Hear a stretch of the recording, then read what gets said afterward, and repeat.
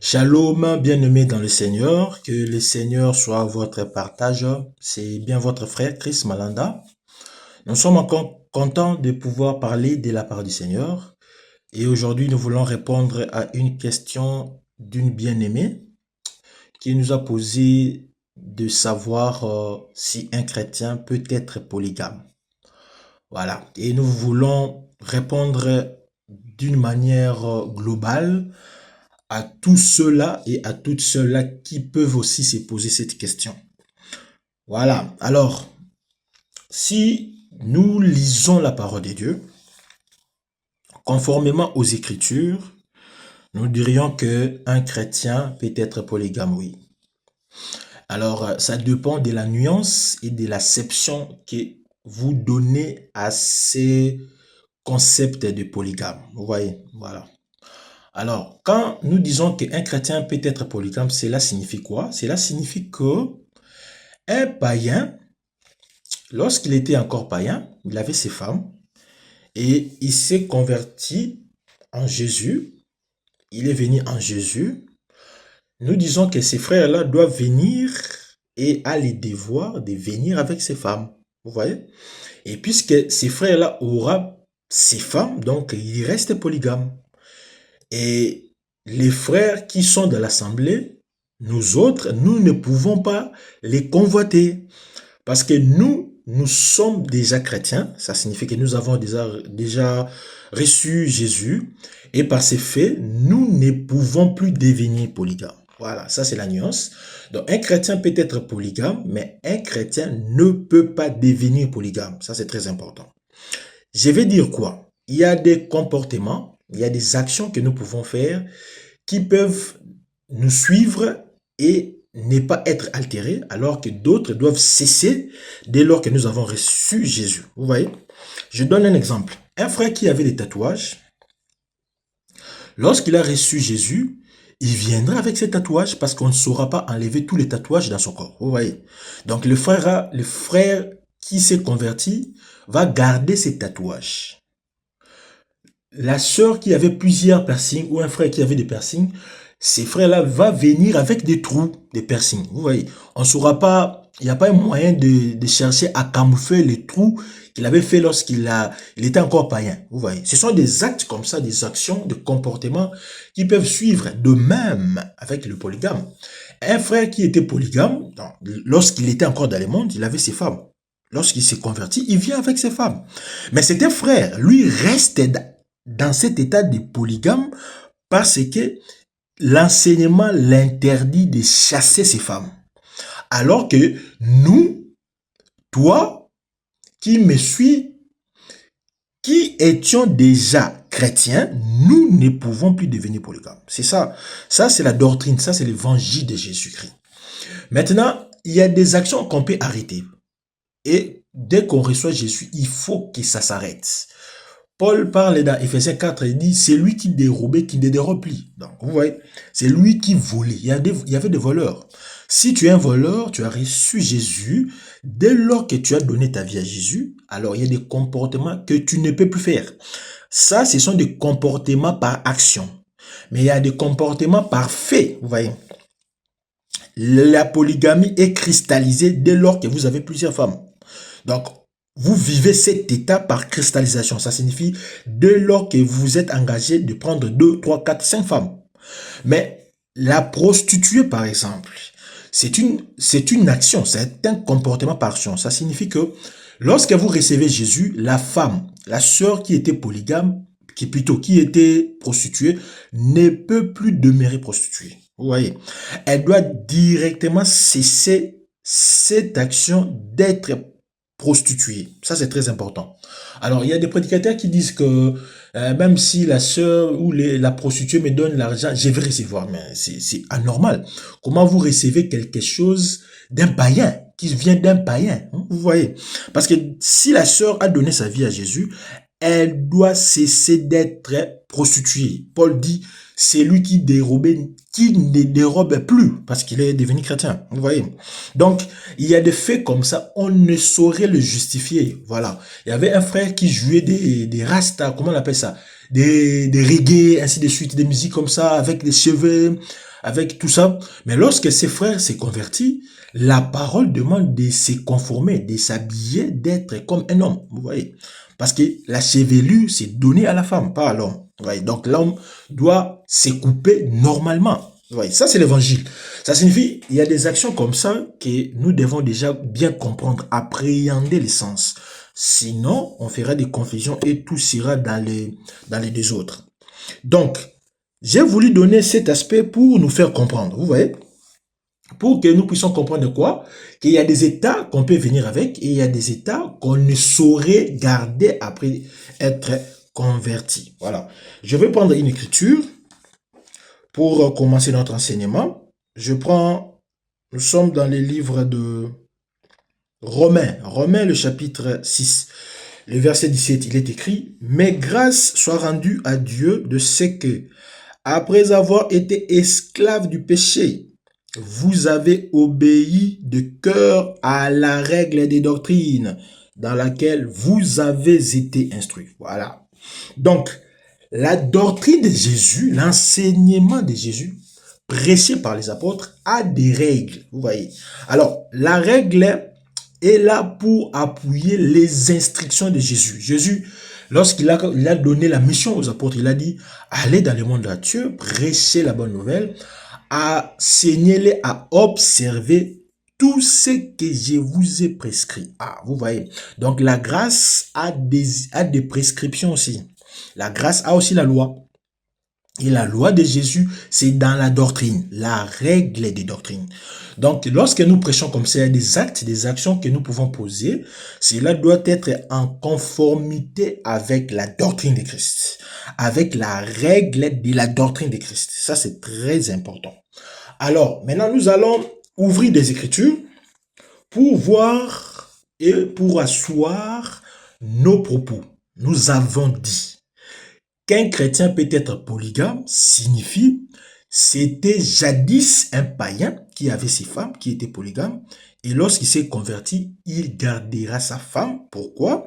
Parce que la Bible dit que chacun demeure dans l'état où il a été appelé. Voilà, ça c'est le Seigneur. Nous sommes dans 1 Corinthiens, le chapitre 7. 1 Corinthiens, le chapitre 7, prenons le verset 17.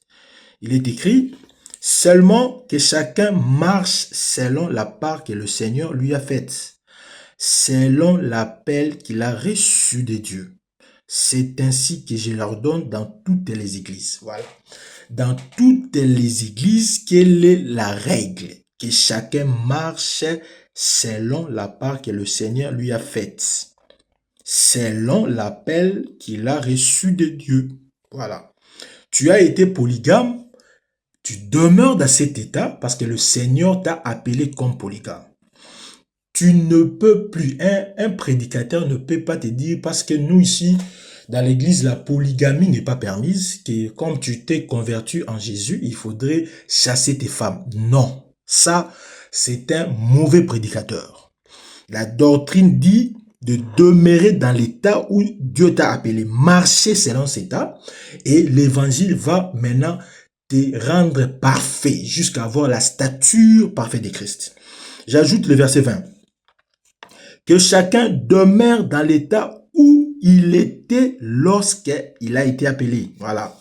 Les frères étaient polygames. Le Seigneur l'a appelé étant polygame. Le Seigneur sait pourquoi il l'a appelé polygame. Ces frères-là vont rester polygames. Donc, il ne peut pas se séparer de ses femmes. C'est la mort qui va se séparer de ses femmes. Vous voyez? Donc, ses frères vont garder ses femmes. Nous prenons le verset encore 24. Donc, 1 Corinthiens, le chapitre 7. Nous avons pris le verset 17, le verset 20. Maintenant, nous prenons le verset 24. Que chacun, frère, demeure devant Dieu dans l'état où il était lorsqu'il a été appelé. Si vous avez remarqué avec moi, Paul a repris 3 fois cette règle.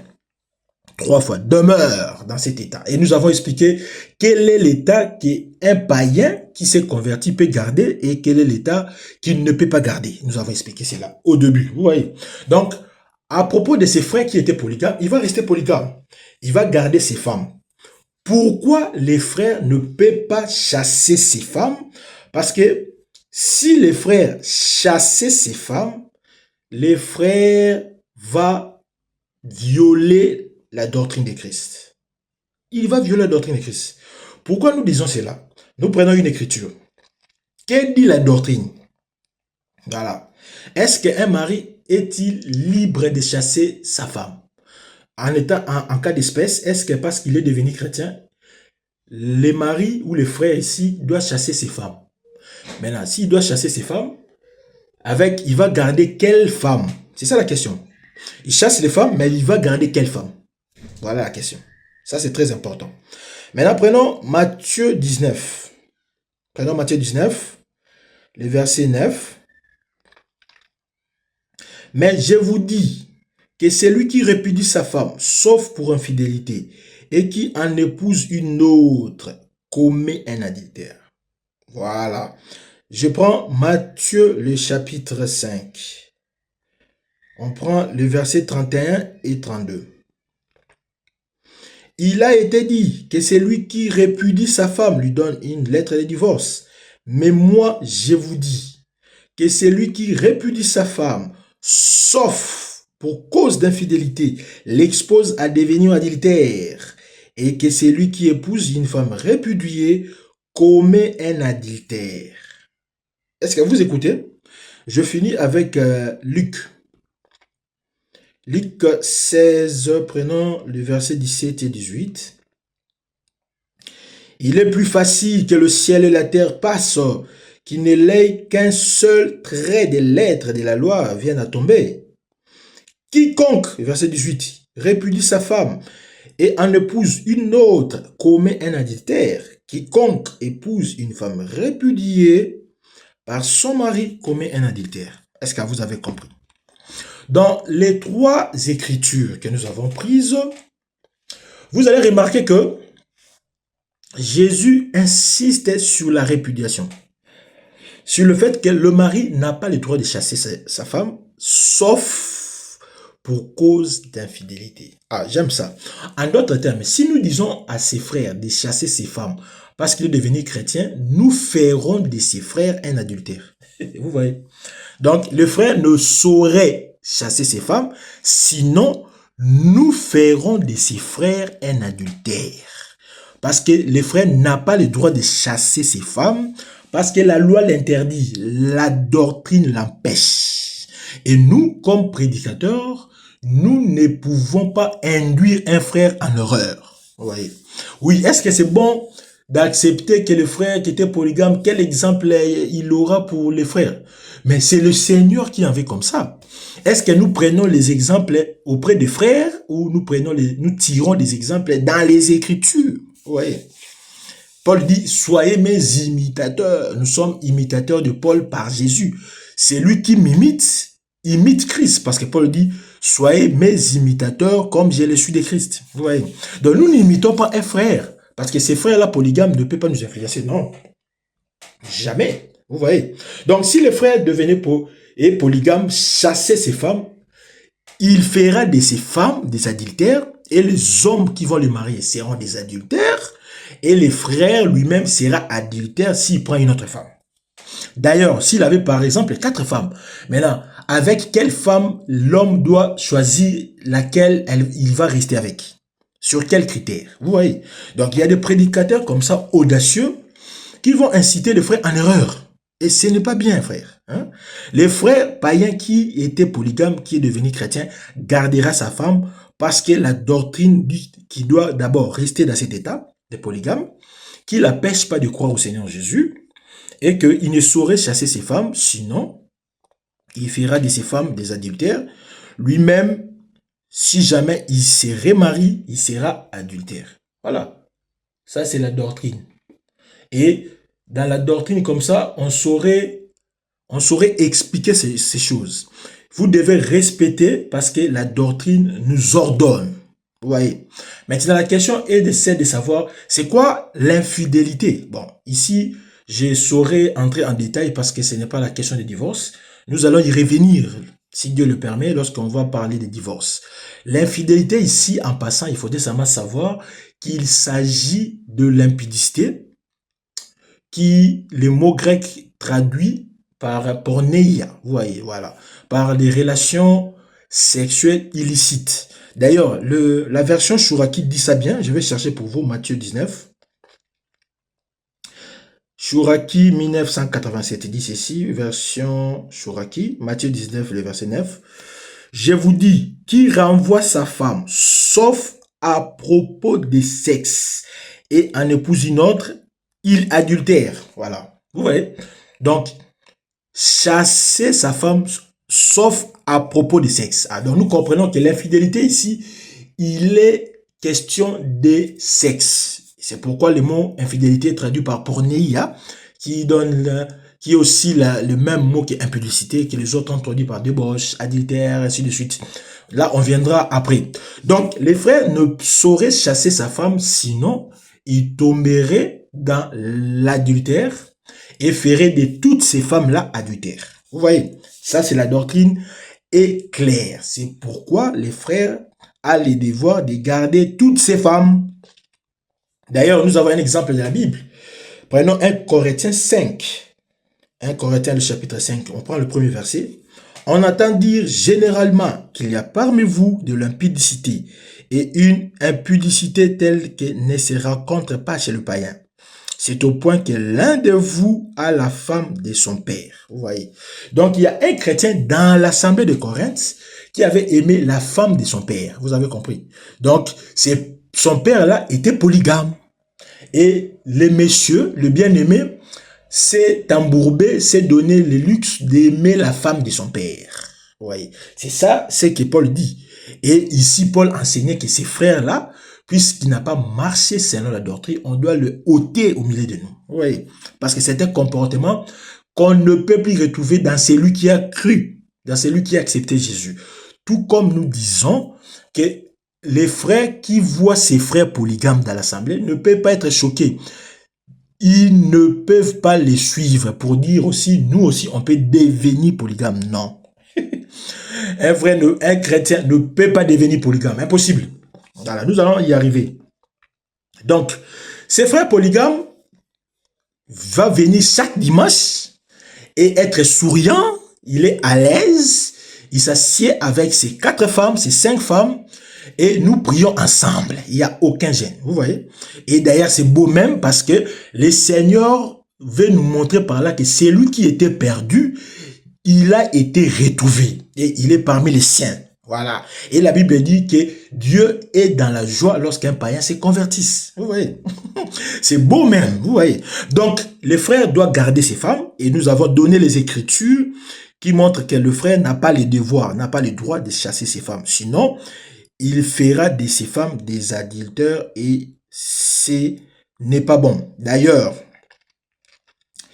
nous avons donné des exemples et nous avons montré dans la doctrine. Mais attention, nous voulons ici attirer une attention. Ces bien-aimés polygames, au milieu de nous, puisqu'on l'a accepté dans cet état, ces frères-là ne peuvent jamais, alors jamais, aspirer à devenir diacre ou aspirer à devenir évêque ancien. Jamais. Voilà. Ça, c'est la doctrine. Ça, il faut marteler. Donc, un bien-aimé qui était païen, il s'est converti, il est devenu polygame. Oui, il viendra, nous allons nous rencontrer avec ces femmes, nous serons contents, nous allons l'appuyer, nous allons l'enseigner pour qu'il soit encore enraciné dans la parole. Mais nous allons aussi lui dire que tu ne peux jamais être diacre, que tu ne peux jamais être un ancien. Non. Pourquoi? Parce que la doctrine interdit. Je prends l'écriture. 1 Timothée, le chapitre 3, le verset 1 à 2. Cette parole est certaine. Si quelqu'un aspire à la charge d'évêque, il désire une œuvre excellente. Il faut donc que l'évêque soit irréprochable, mari d'une seule femme, sobre, modéré, réglé dans sa conduite, hospitalier, propre à l'enseignement. Vous voyez, ici, il y a un critère qui fera défaut à notre bien-aimé, qui est polygame. Mari d'une seule femme. Voilà. Alors que le frère a plusieurs femmes, donc le frère ne peut pas postuler, ne peut pas aspirer à devenir diacre. Jamais. Les frères ne peuvent pas aspirer à devenir évêque. Jamais. Prenons le verset 12. 1 Timothée 3, le verset 12. Les diacres doivent être maris d'une seule femme et diriger bien leurs enfants et leur propre maison. Vous voyez. Donc, la condition dans le mariage pour le postulant diacre et évêque, c'est être marié d'une seule femme. Voilà, ça c'est très important. Donc, ces frères polygames ne sauraient jamais être un diacre. Mais nous sommes contents qu'ils soient parmi nous avec ces femmes. Et c'est comme ça que Dieu prend plaisir, parce que Dieu veut comme ça, et Dieu veut nous montrer que c'est lui qui n'était pas parmi nous, qui était perdu. Il est retourné à la bergerie. Et ça fait de la joie. C'est un motif encore pour nous d'appuyer les frères, d'aimer les frères et de lui montrer que nous sommes contents qu'ils puissent nous rejoindre. Nous, ces frères. Vous voyez. Maintenant, revenons. Est-ce que un chrétien, puisque les frères vont regarder les frères, ils vont convoiter les frères avec ces femmes qui sont belles, et lui-même il est beau, et nous allons regarder avec convoitise. Oh, moi aussi, quand je veux me marier, j'aurai 3 femmes parce que le pasteur a permis, les frères Roger, le pasteur a permis au frère François de venir avec leurs femmes. Non, frère. Vous ne saurez être polygame. Non. Un chrétien ne peut pas devenir polygame. Pourquoi? Parce que la doctrine interdit. Voilà. C'est simple.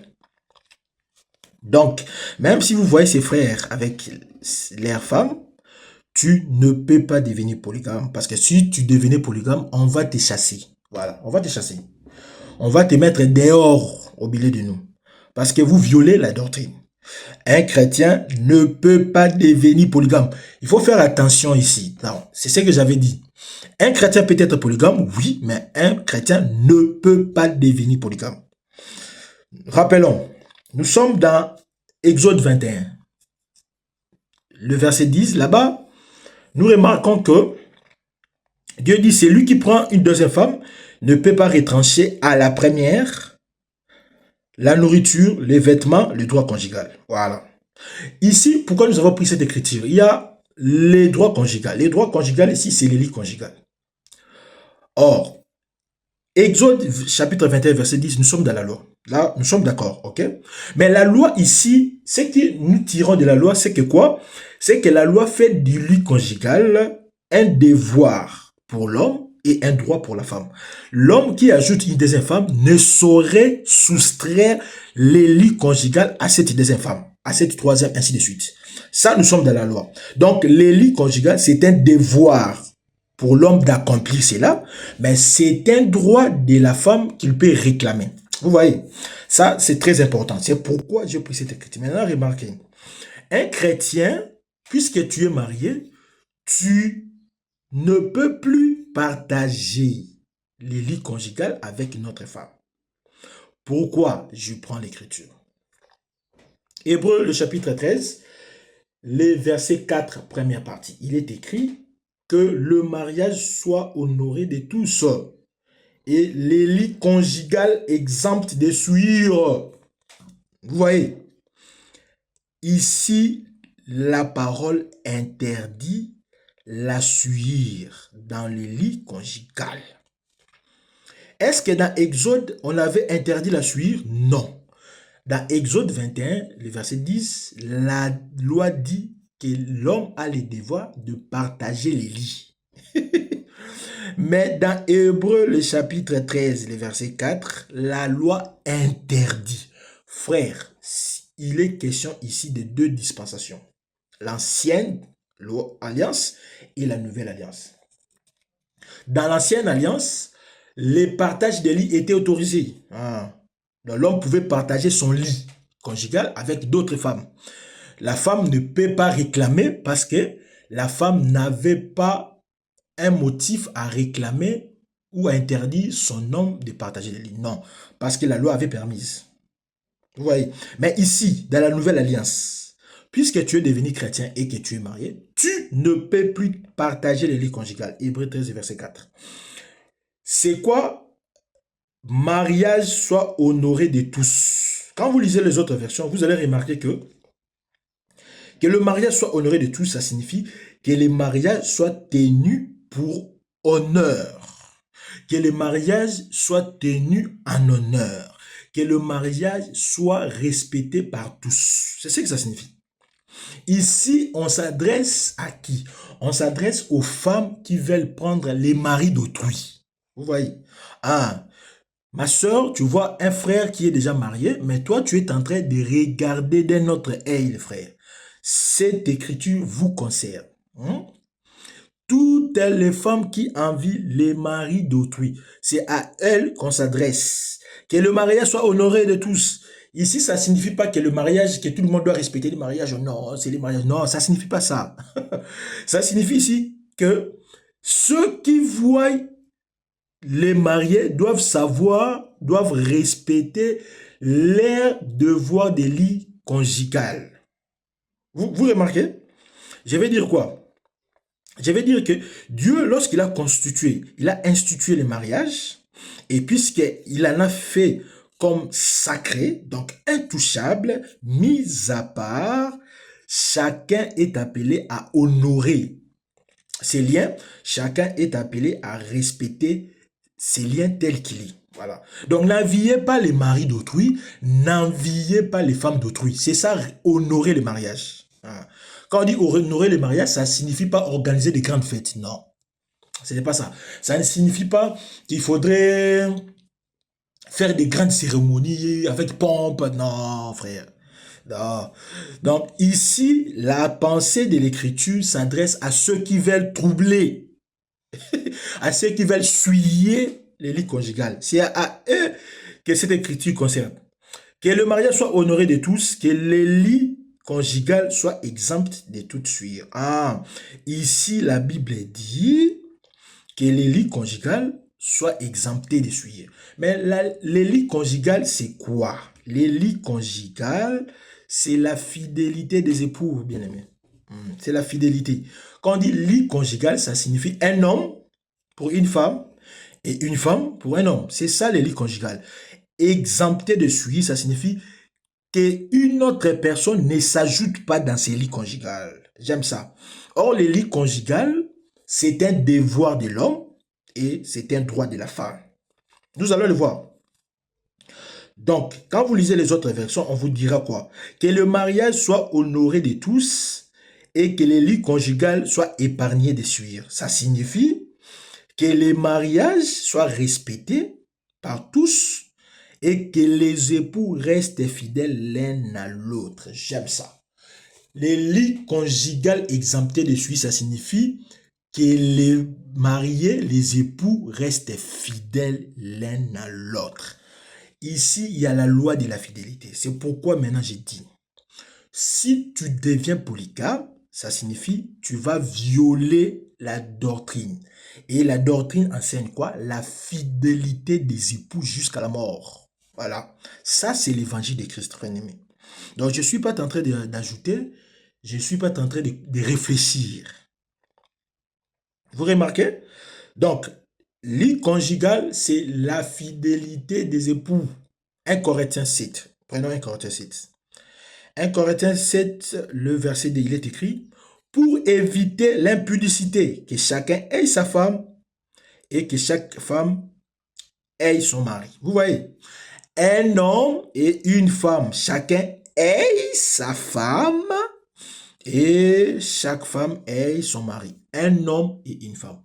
Si vous avez remarqué, ici, nous sommes retournés au commencement. Voilà. Jésus, lorsqu'on l'a posé la question, on lui a dit, est-ce qu'on pourrait répudier sa femme par motif quelconque? Ah, voilà. Tout celui qui répudie sa femme, sauf pour infidélité, les raisons qu'il pourrait avancer, c'est motifs quelconques. Et Jésus a rejeté les motifs quelconques. Oh non, ma femme ne sait pas préparer, d'ailleurs, elle ne sait pas se maquiller, d'ailleurs, elle fait saler la nourriture. Frère, toutes ces raisons-là ne sont pas susceptibles à causer du divorce. C'est un motif quelconque. Et Jésus a rejeté les motifs quelconques pour dire, sauf à propos de l'infidélité, à propos du sexe, qui est adultère, fornication, inceste, homosexualité, tout ça. Là, on peut chasser la femme. Voilà, ça c'est la doctrine. Donc, tu deviens polygame, vous violez la fidélité conjugale. Je vais dire quoi par fidélité conjugale? La fidélité conjugale consiste à considérer votre conjoint, votre partenaire, qu'il est le partenaire privilégié, il est le seul et l'unique partenaire sexuel. Vous voyez? Donc, il est là pour vous durant toute votre vie. Et qu'à part lui, vous ne saurez faire ce que vous faites entre vous deux. Non. C'est ça la fidélité. La fidélité dont nous parlons ici, les lits conjugales, ça rime avec l'exclusivité, avec le seul pour seul. Vous voyez? Il y a donc exclusivité du partenaire. Les lits conjugales doivent être épargnés de suir. Donc, l'homme ne peut plus prendre une autre femme, sinon il va souiller les lits conjugales. Et les lits conjugales, c'est un droit pour ta femme. La femme a droit de réclamer ses droits. La femme a l'habilité de réclamer ses droits. Parce qu'en Christ, j'aime ça, en Christ, la femme a autorité sur le corps de son mari. Parce que le corps de son mari lui appartient. Mais dans l'ancienne alliance, non, la femme n'avait pas ses droits. La femme n'avait pas autorité sur le corps de son mari, non. Parce que le mari avait le droit, avait le pouvoir de prendre n'importe quelle femme. N'importe quel nombre de femmes qu'il voulait. Mais dans la nouvelle alliance, parce que Jésus a dit, il vous a été dit, mais moi je vous dis. Voilà. Et dans l'église, nous enseignons ce que Jésus a dit. Nous n'enseignons pas Moïse, frère. Il ne faudrait pas venir nous dire, oh non, il y avait la polygamie, il n'y avait pas de problème. Oui, il n'y avait pas de problème parce que c'était l'ancienne alliance. Et si une chose n'est pas interdite, c'est qu'elle est permise. Vous voyez? Maintenant, ici, dans la nouvelle alliance, la loi, la grâce interdit la polygamie parce que la loi, la grâce a établi les devoirs de la fidélité. Les lits conjugales ne peuvent pas être souillés. Hein. Mais c'est parce qu'il y a des frères ou il y a des autres assemblées ou rassemblements, je ne sais pas, qui se disent chrétiens, mais qui vous dira quel est le verset qui interdit la polygamie. Mais Hébreux 13, verset 4. C'est clair, à moins que vous interprétez avec des raisonnements charnels. Que le mariage soit honoré de tous, que le lit conjugal soit exempté de toute souillure. Ça voudrait dire que ceux qui regardent les mariés ne peuvent pas envier ces mariés. Que tu n'envies pas les maris d'autrui, que tu n'envies pas les femmes d'autrui, et que eux-mêmes, mari et femme, sont appelés à la fidélité l'un à l'autre, qu'ils ne se trichent pas. La femme a autorité sur le corps du mari, oui. Prenons l'écriture. 1 Corinthiens chapitre 7, prenons les versets 3 et 4. Il est écrit que le mari rende à sa femme ce qu'il lui doit. Voilà, vous voyez les devoirs. Et que la femme agisse de même envers son mari. Voilà les devoirs. Le verset 4. La femme n'a pas autorité sur son corps, mais si le mari, pareillement, le mari n'a pas autorité sur son propre corps, mais c'est la femme. J'aime ça.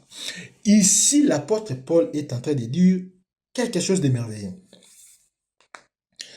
Que le mari rende à sa femme ce qu'il doit et la femme fait de même. Ici, on parle de droit de lit conjugal. Le lit conjugal, c'est un droit et c'est un devoir. La femme ne peut pas refuser de satisfaire son mari parce qu'il est question de satisfaction charnelle dans les mariages et que le mari n'a pas le droit aussi de refuser de satisfaire sa femme. Maintenant, il ajoute dans le verset 4, la femme a autorité sur le corps de son mari. Vous voyez, en d'autres termes, le mari ne dispose pas son corps n'importe comment. Non. Le mari ne peut pas faire n'importe quoi sur son corps. Parce que ce corps-là ne lui appartient pas seul. Son corps, c'est pour lui, mais c'est aussi pour sa femme. Ici, Paul est en train de parler de mariage. Ne pensez pas que le corps ici est en train de parler. C'est le corps physique, bien aimé.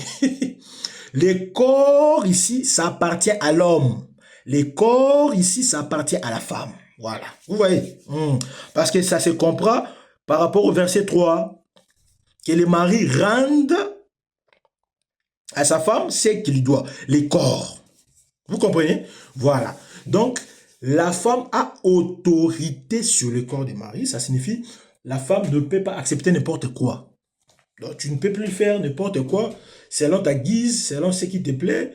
Chercher une deuxième femme et tu viens, tu fais asseoir la femme, tu expliques, non, tu sais que moi, dans notre famille, nous sommes des polygames, c'est pourquoi je vais vous informer. Non, frère.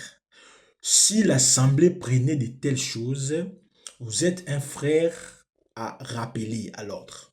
Vous êtes un frère à réprimer. Pour dire, non, frère, ce que tu fais, ce n'est pas dans la Bible. Nous respectons la procédure. Nous allons vous blâmer, nous allons vous réprimer pour vous faire raison. Et si vous n'écoutez pas, nous allons apporter l'affaire dans l'assemblée des anciens. Et si vous n'écoutez pas, alors on va vous mettre dehors. Donc, la doctrine interdit. Vous voyez, la doctrine interdit.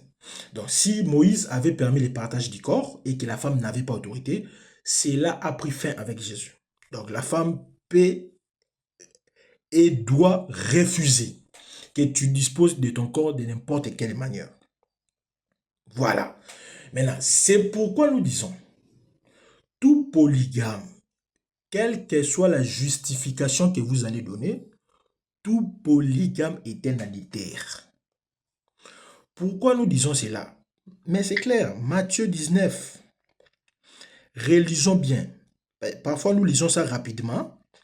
Matthieu 19, le verset 9. Écoutez bien. Mais je vous dis que celui qui répudie sa femme, sauf pour infidélité, et qui en épouse une autre, commet un adultère. Ici, Jésus dit ceci. Un homme ne peut pas épouser une nouvelle femme, sauf pour des raisons. Première raison, pour la mort. Ça va des droits. Romains 7, le verset, cherchons ça. Le verset 2, ainsi, une femme mariée est liée par la loi à son mari tant qu'il est vivant. Mais si le mari meurt, elle est dégagée de la loi qui l'a liée avec son mari. Donc, la première raison, le premier motif de la séparation, c'est la mort. Si le mari meurt ou la femme meurt, là, vous êtes délié de votre engagement. C'est ce que 1 Corinthiens 7, le verset 39 dit. Une femme est liée aussi longtemps que son mari est vivant. Mais si le mari meurt, elle est libre de se remarier à qui elle veut, seulement qu'il soit dans le Seigneur. Vous voyez? Donc, la première raison, ici Jésus dit, si tu dois épouser une nouvelle femme, il faut que votre femme meure. Ça on dit aux frères. Si la sœur ne meurt pas, alors la sœur doit commettre l'infidélité. En dehors de ces deux raisons, si vous prenez une autre femme, ça signifie votre femme est vivante et que vous ajoutez une deuxième femme, vous commettez l'adultère. Est-ce que vous avez compris? Donc, toute femme qui sera ajoutée du vivant de votre femme sans qu'il y ait motif réel qui doit séparer votre union, vous êtes en adultère. C'est pourquoi je réitère, tout polygame est un adultère. Qu'il puisse se justifier comme il veut, c'est un adultère. Voilà. Je prends Luc. Luc 16. Prenons le verset 18. Écoutez ça encore très bien. Jésus a répété ça par Luc. Écoutez. Quiconque répudie sa femme et en épouse une autre commet un adultère. Quiconque épouse une femme répudiée par son mari, donc sans motif d'infidélité, commet un adultère. Vous voyez? Donc, tu ne peux pas prétendre ajouter une deuxième femme sans être adultère. Ça n'existe pas. Donc, la clause est là. La clause est fermée. Hein. Donc, c'est un verrou. Jésus a verrouillé. Vous ajoutez une deuxième femme. Votre femme est vivante. Elle est là. Elle n'a eu aucun problème. Vous n'avez jamais dissoute cette union et vous ajoutez une autre. Vous êtes adultère. Voilà. Aussi, tout polygame est un débauché. Oui, tout polygame est un débauché. Un débauché ici, pourquoi? Parce qu'il fait de la prostitution, de la débauche. Ça signifie, ce polygame aura plusieurs partenaires sexuels. Ici, vous remarquez directement que l'élite conjugale est biaisée.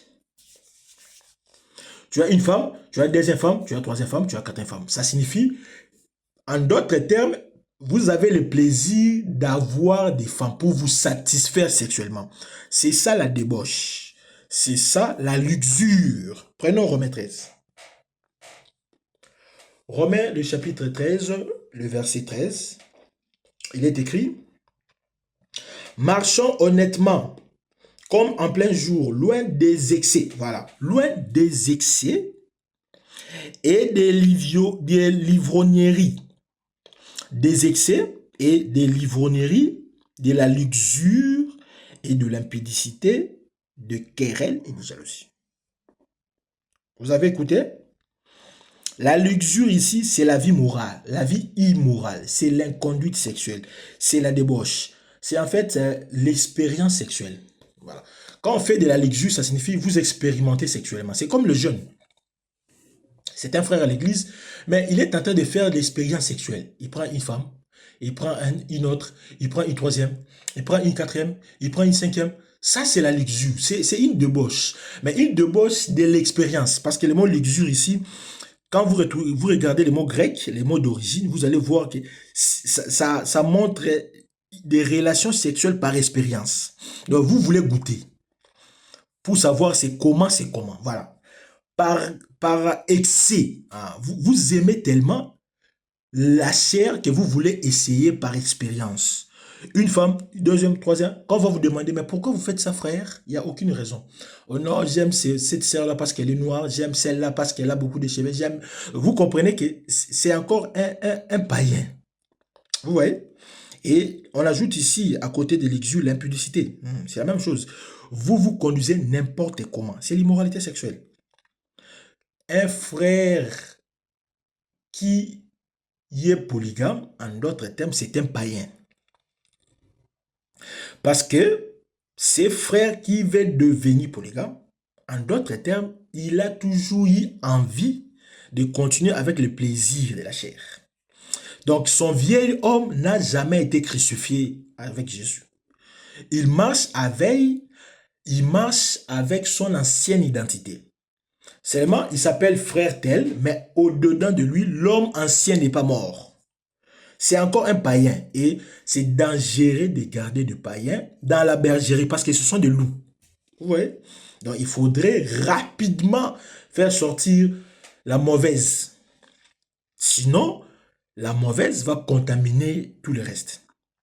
Donc, tout polygame, c'est un adultère. Tout polygame, c'est un débauché. C'est pourquoi la Bible dit.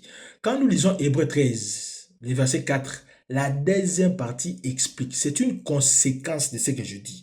Parce que Hébreux 13, verset 4b dit quoi?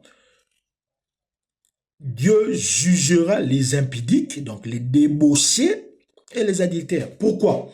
Mais c'est le verset qui dit, retournons, prenons le verset en entièreté. Prenons le verset en entièreté. Hébreux 13, verset 4. Que le mariage soit honoré de tous et les lits conjugales exemptes de souillure, car. Pourquoi? Pourquoi Dieu jugera les impudiques et les adultères? Parce qu'ils ont souillé les lits conjugales et qu'ils n'ont pas honoré les mariages. Vous voyez? Parce que car, justifie. Pourquoi? Parce que, voilà.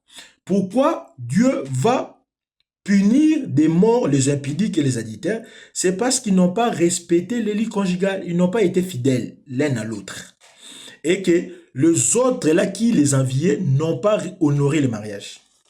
Donc, aimer le mari d'autrui, vous fuyez les mariages. Vous n'honorez pas les mariages. Aimer la femme d'autrui, vous n'honorez pas les mariages. Or, c'est un devoir pour tout chrétien d'honorer les mariages. Ok? Il est devoir pour tout chrétien de respecter les lits conjugales. Ça doit être épargné. Voilà. Mais là, quel conclure? Un frère peut être polygame dans les cas, dans le sens où il était païen, il s'est converti, il viendra avec ses femmes. Mais un chrétien qui a déjà cru, qui est déjà au milieu de nous, lui, s'il était célibataire, lorsqu'il doit se marier, il doit savoir qu'il ne peut pas ajouter une deuxième femme. Et celui qui est marié déjà, sache qu'il ne doit pas devenir polygame. Ok? Donc, on peut être polygame, mais on ne peut pas devenir polygame. Alors, qu'est-ce qu'il faut retenir? Que ce n'est pas facile, mais c'est comme ça la loi. C'est pourquoi les apôtres ont dit à Jésus, lorsqu'il a dit que c'est lui qui répudie sa femme, sauf motif d'infidélité, il commet adultère. Les apôtres vont dire, mais si tel est le cas, la condition de l'homme envers la femme, alors ça ne sert à rien de se marier. Ça ne sert à rien, oui. Les apôtres disent ça parce que c'est pas facile. Nous savons que c'est pas facile d'obéir, c'est pas facile de croire et de respecter ça. Mais c'est comme ça la volonté de Dieu et nous n'avons rien à faire à part d'obtempérer, à part d'appliquer. Parce que celui qui aime ne fait pas du mal. La femme, c'est votre chair. J'aime ça. Personne ne fait du mal à sa propre chair. Personne ne fait du mal à son propre corps. Ta femme, c'est ton corps. Et tu n'as qu'un seul corps. Voilà. Ici, je ne voudrais pas entrer dans la révélation parce que j'étais dans la doctrine. Mais nous devons le dire à la fin ici. Éphésiens, le chapitre 5, explique dans la révélation du mariage. On dit que le mariage est compris entre Christ et l'Église. En d'autres termes, la femme de Christ, c'est l'Église. Or, l'Église, c'est le corps de Jésus. Je comprends que mon corps, c'est ma femme.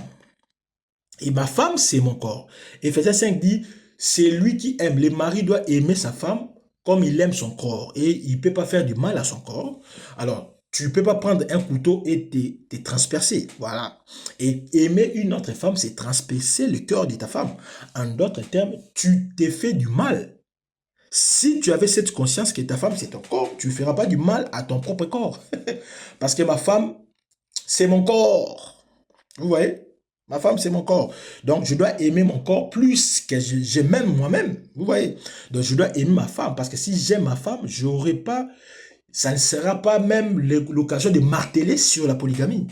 Parce que l'amour ne blesse pas. 1 Corinthiens 13. L'amour ne blesse pas. L'amour supporte. L'amour pardonne. L'amour espère. Vous voyez? Donc, l'amour restera. Si tu aimes ta femme, alors il ne faut pas la trahir. Surtout, si tu aimes ta femme, il faudrait respecter Christ. Parce que Christ dit, ta femme est ton corps et que les liens conjugaux soient exemptés de toute souillure. Nous voulons finir avec cette écriture. Prenons une écriture. Nous sommes...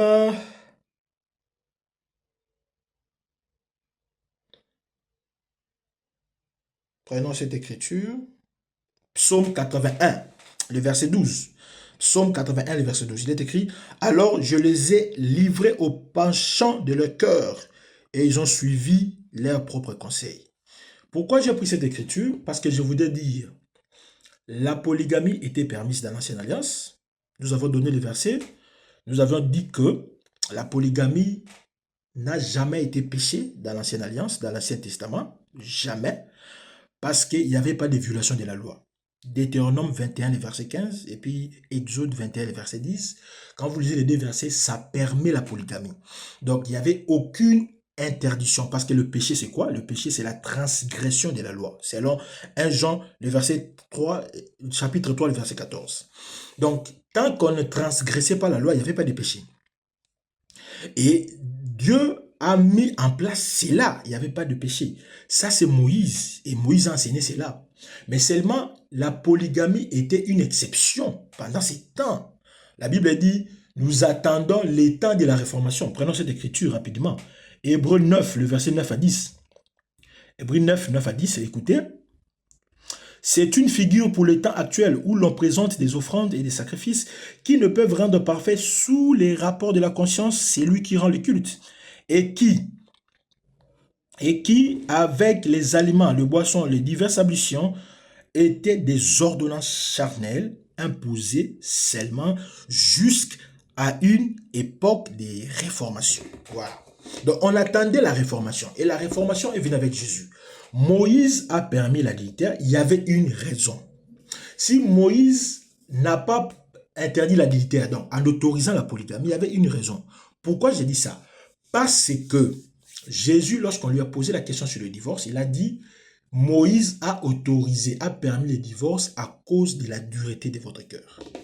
Ah, vous voyez. Donc la dureté du cœur ici, il était question des refus de comprendre et manque d'amour.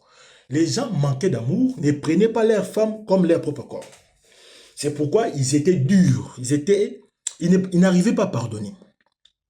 C'est pourquoi Dieu les a permis à divorcer, à remettre une lettre. De même aussi pour la polygamie. Dieu a permis la polygamie parce qu'il y avait une cause. La cause c'était quoi? De leur laisser de satisfaire leurs passions. L'homme avait besoin d'éprouver leur passion, de satisfaire leurs désirs, leurs passions. Dieu les a laissés cette liberté. C'est ce que j'ai lu dans Psaume 81, le verset 12. Je les ai livrés aux passions de leur cœur et ils ont suivi leurs propres conseils. Voilà. D'autres versions disent, je les ai abandonnés à leur propre intention. Ils ne peuvent faire que ce qu'ils ont décidé. Une autre version dit, je les ai abandonnés à leur folle entêtement. Ils n'ont fait que suivre ce qui leur plaisait. Ça, c'est l'état de la polygamie. Je les ai abandonnés au désir de leur cœur. Tu veux 2 femmes, 3 femmes, 4 femmes, jusqu'à 1000 comme Salomon. Je les ai laissés comme ça, chacun. Donc, Dieu, dans l'ancienne alliance, a laissé chacun de faire ce qu'il voulait. 1000 femmes, prenez. 5 femmes, prenez. Et c'est comme ça que Dieu a fait. Paul a confirmé ça dans l'Acte 14, verset 16. Il dit que Dieu, dans les temps passés, a laissé chacun suivre leur propre voie. C'est comme ça qu'il a fait. Mais aujourd'hui, en Christ Jésus, parce qu'il nous parle en Jésus, selon Hébreux, le chapitre 1, le verset 1, il nous donne la voie à suivre par Jésus. Il ne laisse plus suivre nos passions. Non. Vous voyez? Parce que en laissant suivre les passions des hommes, il y a eu une conséquence. La conséquence, c'était quoi? Ne pas vouloir attendre raison, ne pas vouloir écouter, s'obstiner à ne pas croire à la parole de Dieu. Il y a eu une conséquence. Il y a toujours des enseignements qui disent non, mais plutôt Abraham, tous les polygames, Abraham, tout ça, Salomon, il cite le nom. Mais toutes ces personnes sont de l'ancienne alliance. Et si je vais vous faire remarquer, toutes ces personnes-là n'ont pas été capables d'aller au paradis. Aujourd'hui, ils sont au paradis parce que Jésus les a justifiés, Jésus les a libérés. Mais la conséquence de la polygamie, ici, moi, je ne donne pas la conséquence, oh non, les enfants sont petits, il y avait la haine. Ça, ce sont des conséquences. Même si vous épousez une femme, vous aurez les mêmes conséquences. Ce n'est pas ça la conséquence de la polygamie de l'ancienne alliance. La Bible dit quoi? Dieu les a laissés à leur propre passion, ils ont suivi leurs conseils. Et en suivant leurs conseils, ils n'ont pas écouté Dieu, ils ont accumulé péché sur péché. Voilà, je prends Ésaïe 30, le verset 1er. Malheur, dit l'Éternel, aux enfants rebelles qui prennent des résolutions sans moi et qui font des alliances sans ma volonté pour accumuler péché sur péché. Abraham a eu plusieurs femmes, oui, mais Abraham a accumulé péché sur péché. Salomon a accumulé péché sur péché. Dieu a laissé chacun suivre sa voie, son conseil, et ils sont tombés. C'est pourquoi tous les prophètes, tous les justes de l'ancienne alliance, chacun ajoutait péché sur péché. Vous voyez, j'ai ajouté péché sur péché. C'est pourquoi tous les prophètes, Abraham, Salomon, ils ont été les premiers, mais ils sont devenus derniers. Vous voyez, la Bible dit dans Matthieu 20, verset 16, « Ainsi les derniers seront les premiers, et les premiers seront les derniers. » Mais les premiers qui deviennent des derniers, ce sont les prophètes. Abraham, tout ça, à partir d'Adam. Ils ont été premiers, mais ils sont devenus derniers. Pourquoi? À cause, ils suivaient leur propre passion. De la polygamie. Ici, je prends l'exemple de la polygamie. Ils ont accumulé péché sur péché. Ça signifie qu'ils ont fait ce qu'ils leur voulaient, ce que leur cœur désirait, ce que leur vie désirait, et ils ont péché. C'est pourquoi Abraham, en commençant par Adam, tous les saints, tous les prophètes qui sont morts étaient dans les séjours des morts. Personne n'est monté au paradis. Pourquoi? Parce qu'ils ont été faits prisonniers. Vous voyez, ils ont été captifs dans les séjours des morts. Pourquoi? Parce que la Bible dit malheur à ceux qui prennent des décisions sans Dieu. Ceux qui décident sans la volonté de Dieu. Et ils se sont tombés dans le piège. Il fallait que Jésus vienne les libérer. La Bible dit, il a libéré les captifs. Vous voyez? Donc, ce n'est pas un bon exemple à suivre. Oh non, Abraham était polygame, mais ils ont été dans les séjours de mort. La conséquence, la sanction est qu'ils ont été captifs de la mort. Maintenant, nous, aujourd'hui, en Christ Jésus, quand vous mourrez, vous partez au paradis. Nous ne sommes plus captifs des séjours de mort. Donc, si vous accumulez péché sur péché, vous allez rester dans les séjours de mort. Et vous allez rater l'enlèvement. Voilà. Aujourd'hui, la polygamie n'est pas permise parce que la polygamie, aujourd'hui, c'est l'œuvre de la chair. C'est l'impudicité, c'est l'adultère. C'est la convoitise de la chair. Et la convoitise de la chair amène la mort, selon Romains 8, les versets 13 à 14. Et la polygamie, c'est l'œuvre du monde. 1 Jean 2, le verset 6 dit que tout ce qui est dans le monde, la convoitise de la chair, l'orgueil des vies, la convoitise des yeux ne vient pas du Père, mais vient du monde. Si vous êtes polygame, vous êtes du monde. Et tous ceux qui sont du monde vont rester dans le monde. Nous ne sommes pas de ce monde, comme Jésus dit, et nous allons retourner. Parce que Philippiens 3, le verset 20 dit, nous sommes des fils des cieux. Vous voyez, notre cité à nous, c'est dans les ciels. Ce n'est pas ici sur la terre. Si vous êtes polygame, vous allez rester ici sur la terre parce que vous êtes du monde. Parce que les plaisirs de la chair et du domaine du monde, et vous allez rester dans le monde. Que le Seigneur vous aide, vous qui nous avez suivis. Que le Seigneur soit béni et que le Seigneur soit votre partage. Amen.